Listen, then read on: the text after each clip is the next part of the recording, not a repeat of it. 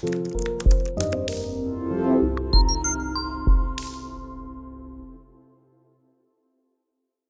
jeunes et femmes leaders, les représentants des organisations locales, des confessions religieuses, des services de sécurité et délégués des chefs coutumiers se sont réunis jeudi 10 octobre 2024 pour identifier les normes et coutumes néfastes freinant l'épanouissement des filles et des femmes. L'activité a été facilitée par les professeurs Kito Kamoke qui, avant d'identifier avec les participants les normes néfastes, a fait l'état de lieux des coutumes rétrogrades et des normes sociales persistantes à Uvira et ses conséquences sur l'épanouissement de la femme et de la jeune fille. Cet atelier, organisé par l'Union des femmes des médias pour la paix IFMP Asbel dans la salle de la PNC Uvira, s'inscrit dans le cadre de l'initiative Briser les coutumes rétrogrades pour une sécurité inclusive soutenue par Search for Common Ground à travers son programme WIN. Lors de son allocution, Joséphine Mungoubi, coordinatrice de l'IFMP, a souligné l'importance de cette démarche pour faire avancer l'égalité des genres dans la région. Nous voulons contribuer à mettre fin aux pratiques rétrogrades qui maintiennent les femmes dans une position d'infériorité. Il est temps que ces normes changent pour garantir l'inclusion et l'épanouissement de toutes les femmes, a-t-elle déclaré. Les participants ont relevé plusieurs pratiques qui perpétuent l'inégalité des genres. Parmi elles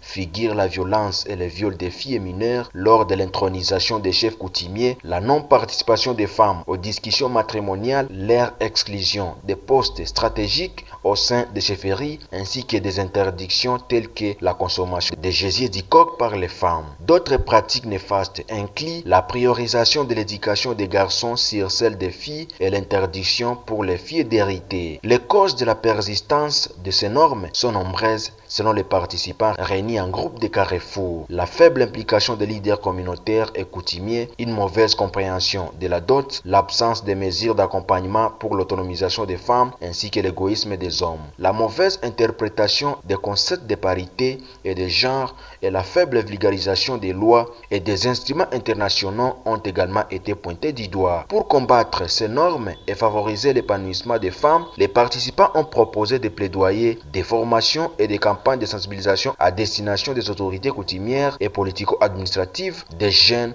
des femmes et des leaders communautaires. La promotion de la masculinité positive ainsi que l'éducation des enfants dès le plus jeune âge sur l'égalité et l'équité ont également été identifiés comme des leviers essentiels pour un changement durable. Kapenda Kifarakiki, maire adjoint de la ville d'Uvira, a salué cette initiative et a encouragé une collaboration entre les acteurs locaux et les autorités pour mettre en place des mesures concrètes visant à abroger ces pratiques coutumières néfastes. Ensemble, nous devons travailler à l'émancipation des femmes, non seulement dans le Sud Kivu, mais à travers toute la RDC. Les coutumes ne doivent plus être un obstacle au développement de nos filles et de nos femmes, a-t-il affirmé. Cet atelier marque un pas significatif dans la lutte pour l'égalité des genres à Uvira, mais les défis restent nombreux. Toutefois, avec l'engagement des autorités locales et des leaders communautaires, il est possible de faire évoluer les mentalités et de créer un environnement plus juste et inclusif pour toutes les femmes.